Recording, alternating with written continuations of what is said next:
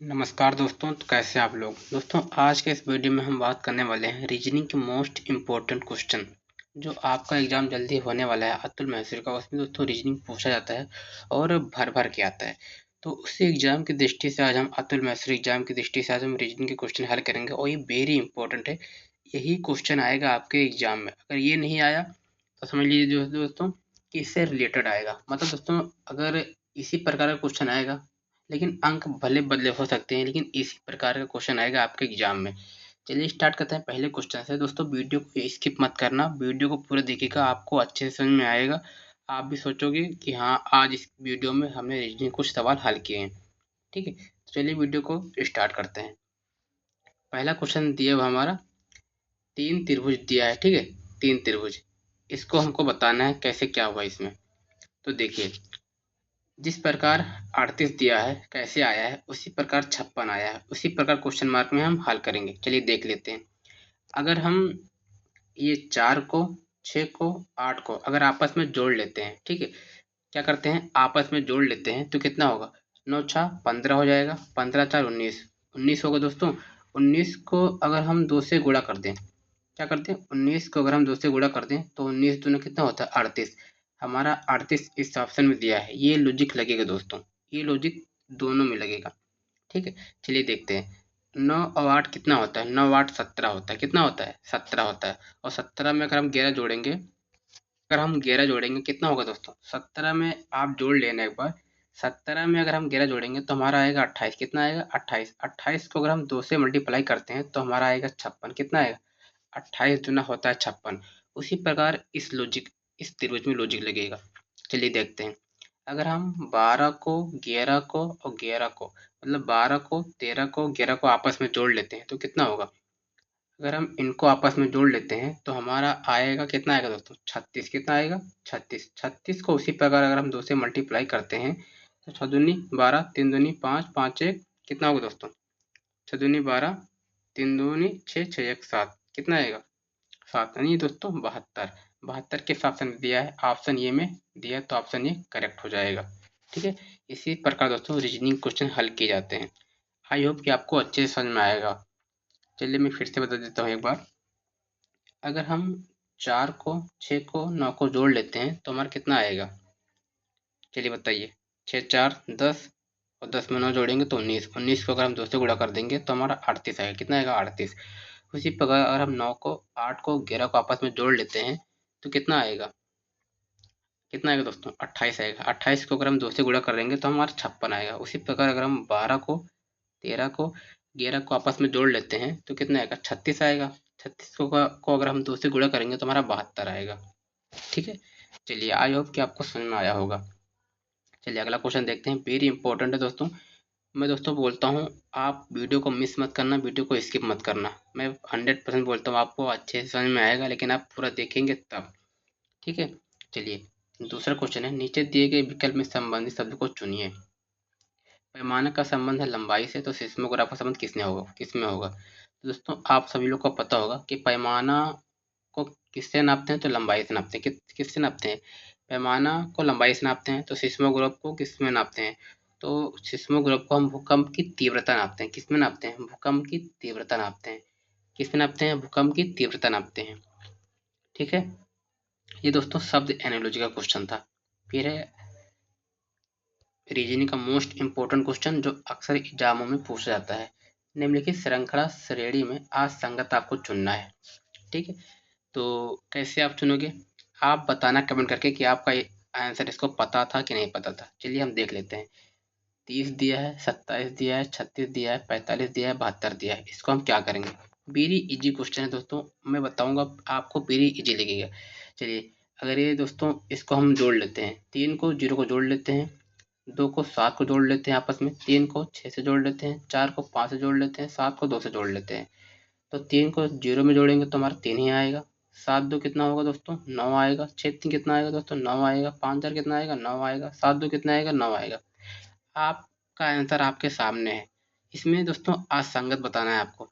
ये दोनों दोस्तों संगत है। क्या है दोस्तों, ये दोनों संगत हैं। इसमें असंगत कौन है, ये 3 है।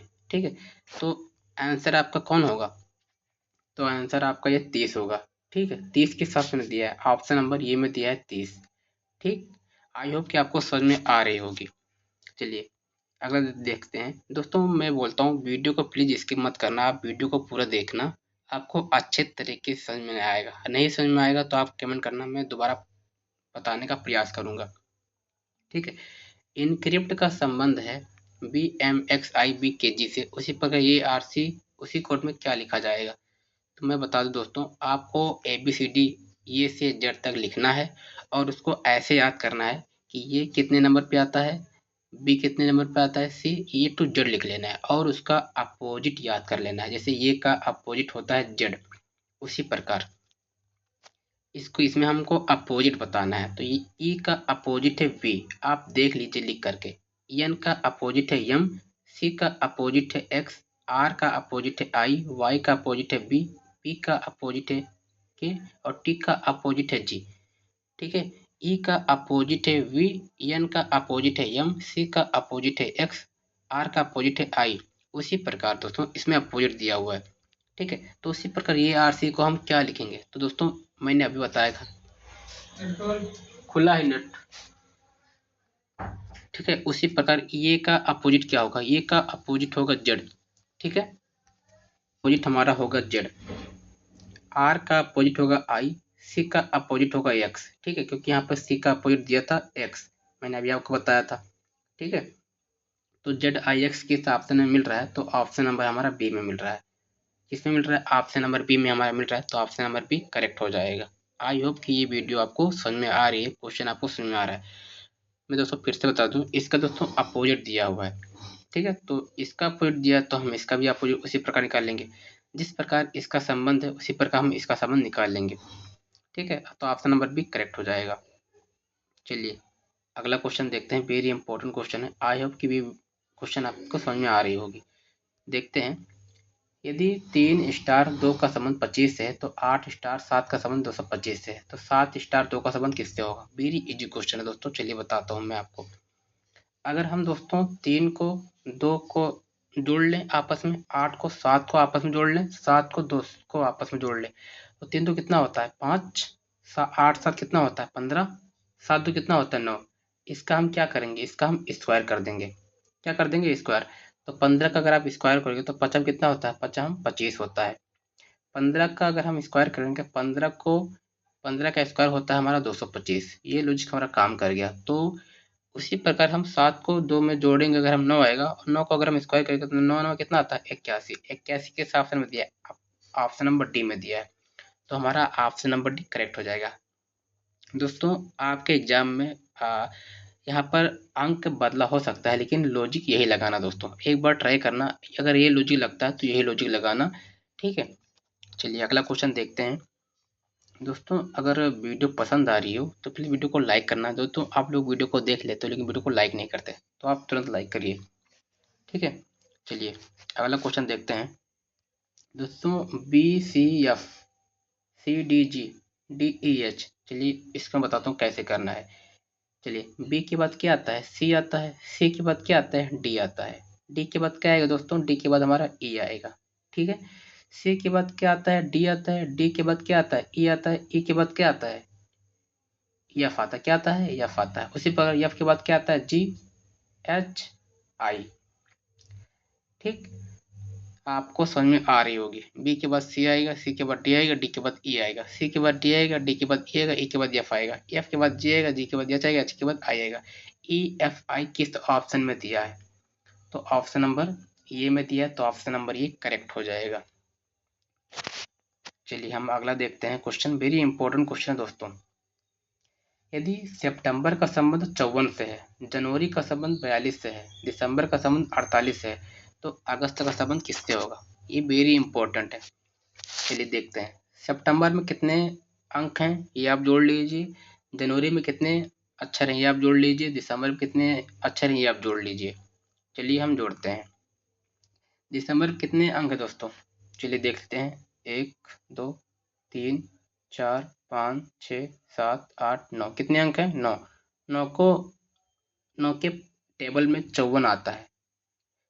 9 छक कितना होगा दोस्तों, 9 छक 54 होगा। उसी प्रकार जनवरी जनवरी में कितने अंक हैं? 3 और 4 कितना हो गया? 7। और 7 को अगर हम 6 से मल्टीप्लाई करेंगे, 7 से कितना आता है दोस्तों? 42। 42 हमारा दिया हुआ है। उसी प्रकार हम दिसंबर को देख लेते हैं। दिसंबर में कितना अच्छा दिया है? 1 2 3 4 5 6 7 8 8 दिया है ना। 8 6 कितना होता है? 48 होता है। ठीक है। उसी प्रकार हम अगस्त को देखेंगे। क्या करेंगे? हम अगस्त को देखेंगे। अगस्त में कितना अक्षर दिया है? अगस्त में दिया है 6 दिया है। कितना दिया है? 6। 6 को हम किससे गुणा करेंगे? 6। तो 6 को अगर हम 6 से गुणा करेंगे तो हमारा 36 आएगा। क्या आएगा? 36 आएगा। 36 हमारा ऑप्शन डी में दिया है। क्या दिया दोस्तों? Option D. आई होप कि आपको समझ में आ रही होगी। दोस्तों करना कुछ नहीं है, बस इसका जो सितंबर का जो कितने अक्षर हैं उससे दोस्तों 9 आएगा। 9 को अगर हम 6 से गुणा करेंगे तो 9 छक 54 आएगा। उसी प्रकार हम इस लॉजिक को लगाएंगे इसमें। ठीक है, चलिए अगला क्वेश्चन देखते हैं। अगला वेरी वेरी इंपॉर्टेंट है। जिस प्रकार गाय का संबंध है बछड़ा से, उसी प्रकार बकरी का संबंध किससे होगा? दोस्तों आप सभी लोग को पता होगा कि गाय के बच्चे को हम बछड़ा बोलते हैं। क्या बोलते हैं? गाय के बच्चे को हम बछड़ा बोलते हैं। ठीक है, गाय के बच्चे को हम बछड़ा बोलते हैं। तो बकरी के बच्चे को क्या बोलेंगे? बकरी के बच्चे को हम मेमना बोलते हैं। क्या बोलते हैं? मेमना बोलते हैं। वेरी इंपॉर्टेंट है। क्या बोलते हैं? मेमना बोलते हैं। चलिए, जिस प्रकार पतला का संबंध है मोटा से, उसी प्रकार बौना का संबंध किससे होगा? दोस्तों इसका अपोजिट बताना है। पतला का क्या होगा? मोटा होगा। बौना का क्या होगा? बौना का हमारा लंबा होगा। क्या होगा दोस्तों? लंबा होगा। ठीक है, वेरी वेरी इंपॉर्टेंट क्वेश्चन है। वेरी वेरी इंपॉर्टेंट क्वेश्चन है। चलिए अगला देखते हैं। वेरी इंपॉर्टेंट क्वेश्चन है। शिक्षा का संबंध है अध्यापक से, उसी प्रकार उपचार का संबंध किससे होगा? दोस्तों अध्यापक क्या करता है? शिक्षा देता है। ठीक है, क्या करता है? शिक्षा देता है। तो उसी प्रकार उपचार उपचार कौन करता है? तो उपचार दोस्तों डॉक्टर करता है। कौन करता है? उपचार डॉक्टर करता है। दोस्तों ये मैं 12 मिनट का वीडियो हो गया है। ठीक है, मैं रीजनिंग क्वेश्चन अगला पार्ट लाऊंगा। तो अगला पार्ट देखने के लिए प्लीज़ वीडियो को लाइक शेयर सब्सक्राइब जरूर कर दीजिएगा। ठीक है, और आप एक बार प्लेलिस्ट एक बार जरूर चेक करिएगा। मिलते हैं नेक्स्ट वीडियो में। धन्यवाद।